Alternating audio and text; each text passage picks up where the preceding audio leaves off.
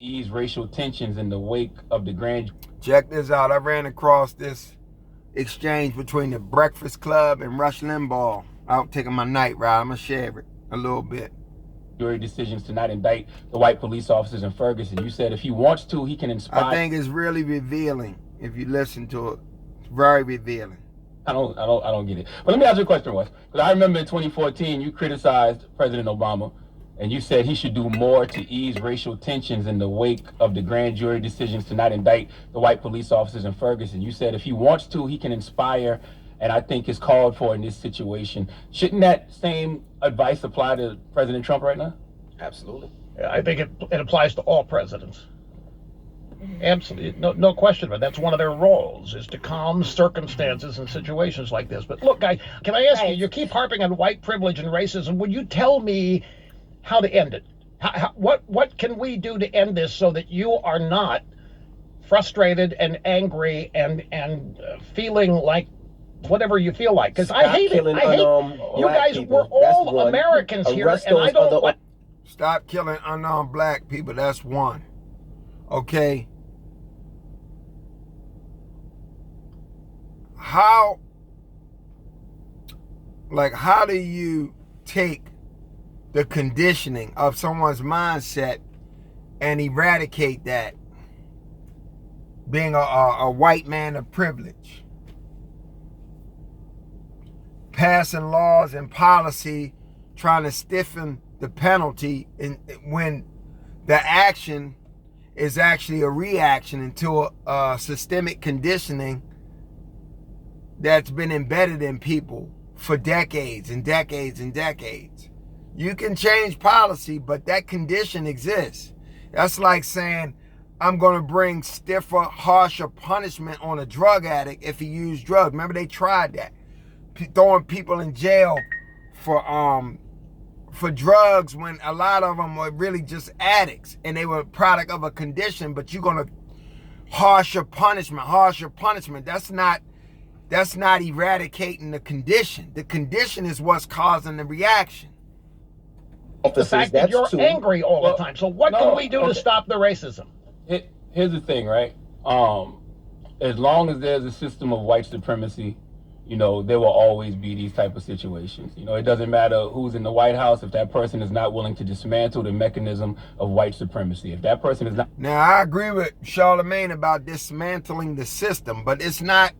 The system is not because you have the white supremacy system is not the reason you have these atrocities. It's a conditioning. The system just affords privilege to some where it doesn't afford privilege to others. What conditions the mind is the banter.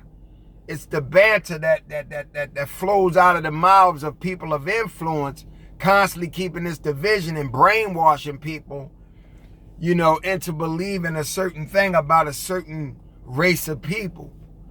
And also, what happens is the privilege creates this disparity gap, and this disparity gap creates frustration in all people of a lower class.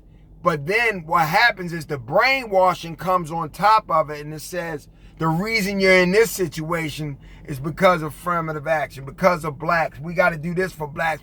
So now the vitriol gets pointed toward you like you're the cause of their problems, when really the cause of all of our problems is the people that's gained access and that manipulates the plight of each side to further create upper mobility for themselves.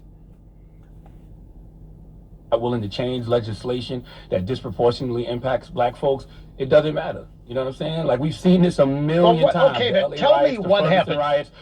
You had 4 years of Barack Obama. You had Americans, white Americans, voting for Obama because they wanted to say we're not racist. We're not a racist country. You had people electing the first African American president in our history. He served for 8 years. See, this is my point. They voted, he's making a point. They voted for Barack to say, I'm not racist. Okay, I can say I'm not racist. I can pass policy, but the condition still exists. It's about the condition. And the condition is a result of it not being a level playing field. This leaves that gray area. This leaves that area in which manipulation can take place. I can start brainwashing you and pointing fingers, and that keeps a division. So regardless, like... Why isn't there anything to show for it that makes you less angry than you were then?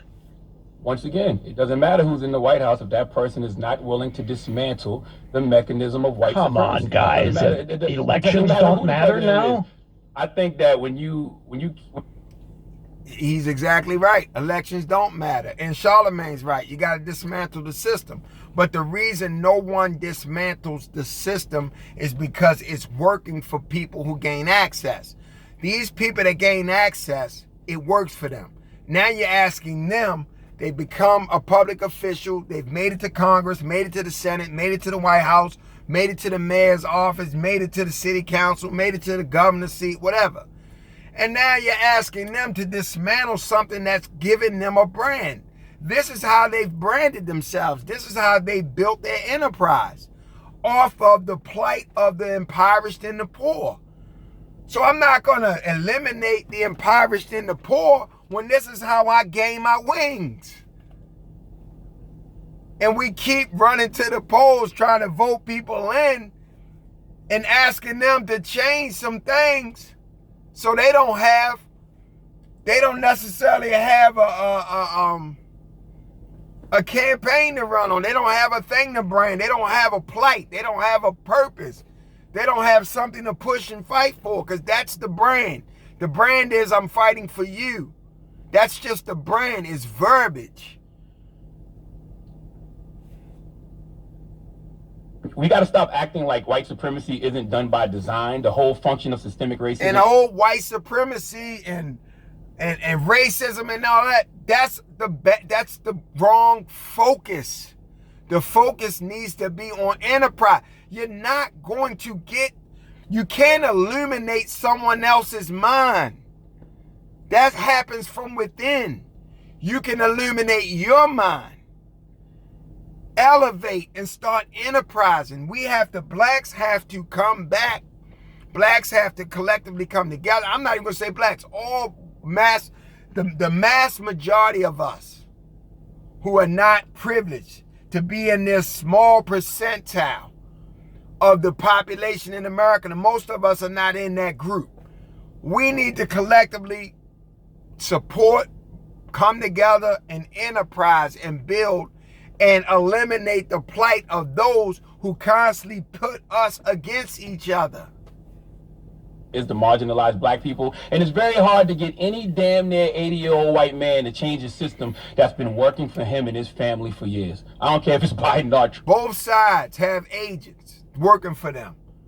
You got black voices in the radio. They got big platforms. They're working on behalf of the Democratic Party. You got Rush Limbaugh and them working on behalf of the conservative side. And they keep us divided because we get dug in on the side. Charlemagne is speaking some good stuff like a plight of the black man, whatever, and it speaks to your heart, and you think they're for you. And then Rush Limbaugh speaks to a certain demographic in this country, and it speaks to their heart, and you think they're for you. But they're both working agents on behalf of the true establishments, which is the corporate giants, the private sector, because they're funding everything. Your vote does not compare to someone's funding. It just doesn't. I don't care about your vote. I say, I'm going to vote you out. Okay, well, I'm going to stop funding you. Which one's going to hold more weight? And then every election season, we going back trying to do the same thing. I'm just not big on constantly keep banging my head against a wall. So once again, we need people that are willing to dismantle the mechanism of white supremacy. Okay, so let me ask you guys a question. How can you get people willing to dismantle the mechanism of white supremacy when that mechanism is funding you? Once you get there, you're being funded by them. Charlemagne is being funded by that. Why do you still vote Democrat? I vote for Great whoever I think question. is the best candidate. Because I'm Democrat voting Party I'm has voting my been interests. promising to fix your grievances for 50 years, and you have the same grievances. You have the same complaints. They haven't done a damn thing for you. They haven't even punished the people that you think are responsible for the racism and bigotry being done to you. Why do you keep And that's supporting them? and you know, I don't disagree with you, and that's why I'm not letting nobody politicize black pain and tell us that this is one person's fault just because they are trying to win an election in November. This is America's fault. And the war on drugs, mass incarceration, segregation, slavery, all of those things are and have been the proverbial knee on the back of black folks' neck. And until somebody is willing to dismantle the mechanism of white supremacy, nothing is going to change. Well, Rush, I also don't want to lose track of what we're talking about here, because I know we're trying to focus on George Floyd and what's happening with him, and how can we take some actionable steps to move forward and what can be done, right? So on your end, what are some... So, Rush asked a great question. Charlemagne revealed a lot without going too far because Angela brought it back. Charlemagne started talking about some real issues, but you notice he avoided the question. He didn't ever answer the question, why does he continue to vote Democrat? Well, you're right, but I'm not going to let anybody politicize it. He never answered the question. Now, Angela Yee is trying to bring it back to George Floyd, because now you're going down a road where you might reveal some real stuff. We got to keep this distraction at the forefront of people's mind. Let's not get into the real issues. But he asked a great question. We keep voting Democrat. I'm 51 years old. I have yet to see anything change in terms of for the poverty, for the people that's disenfranchised, for the masses of us. You still have a disparity gap. You still have the same song and dance being done. You still have these working agents on both sides gaining leverage through your plight, through your personal situation, as if they're fighting for you. This is why I keep saying the children, because they're not programmed and conditioned by the same things we've been conditioned by my generation and older. They come into this world and they have a different level of consciousness. They see through the programming, where we have to, over a certain amount of time, we had to grow out of the programming. Where they come in and instantly God has brought these kids into this world with a higher level of consciousness. They are able to see through the programming. They're able to see what we went through. They're able to see, and they're smart. And they see. I don't want to be a part of that. That's silly to me. That's not intelligent to me. I don't want to do that. They come in with different desires, and those desires are driving them. And that's what it's going to take. Your desires have to drive you. Whatever it is you want to see, that has to be your driving force to make it happen for yourself.